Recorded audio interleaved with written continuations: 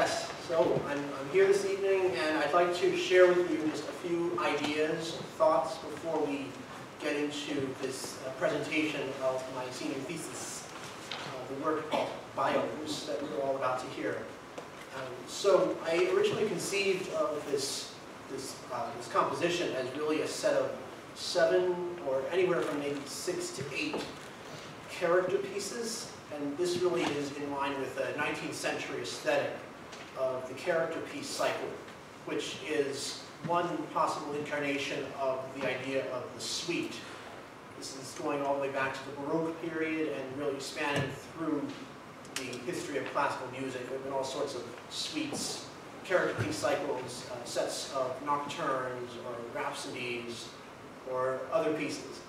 But here, this one is unique in a sense. Though it may be in the old aesthetic, in some sense, that being linked movements, linked pieces. The techniques and all that I have really used are much more modernistic, and they connect a lot more to styles that are outside of Europe. In particular, my title, Biomes, is very much inspired by the global collection of ecosystems and climates and geographic regions.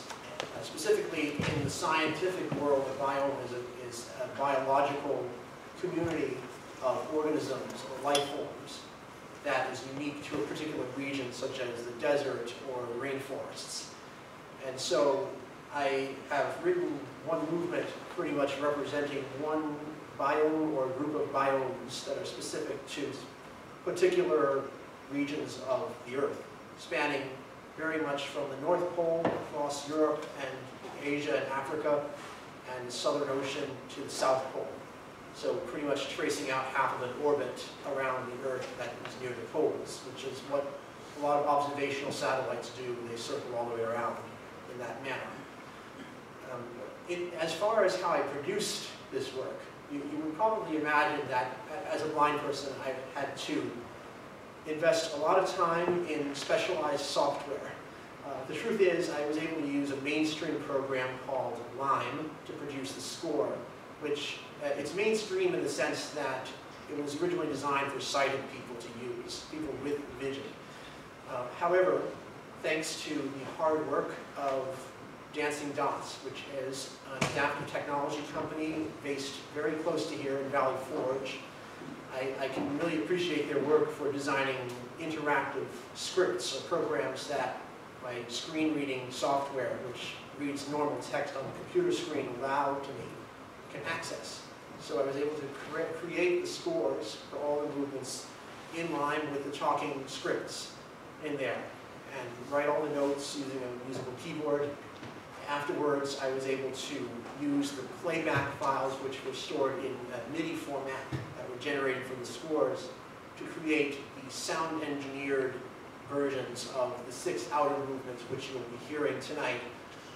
These sound-engineered versions are very, very far removed from the original MIDI files, as I've applied many, many different tempo adjustments and things to make sure that it would not jump between 2 different unique areas, unique tempos or dynamics without any warning, or well, where we wanted to have a crescendo, I was able to manually create that.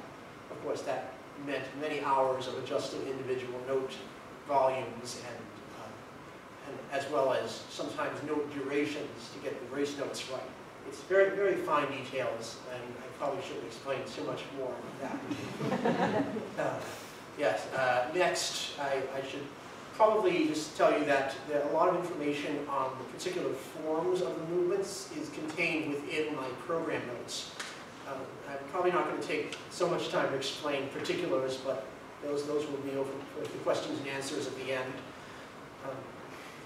Additionally, I should even mention that I conceived of this in such a way that somebody would perform all of the movements. I thought this was all going to be a composition thesis in its own right, but because I was asking many people, and they said that it was such a big undertaking to try and learn the piece within the last few months or last semester, I had to to actually learn one of the movements. Learning Braille music, or learning music through Braille music, which is really the only effective way I can learn it, it takes much more time than I think any ordinary print user might try to experience for themselves to learn a 40-minute piece.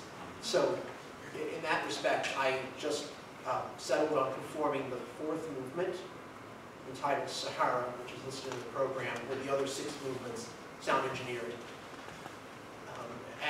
In sum, what I should say is that I didn't realize this until very recently, but I wanted to have this piece done by the spring equinox, and I thought that the images were taken, in fact, with all of the biomes sort of depicting Earth as the spring is beginning, which is very good timing for in this case.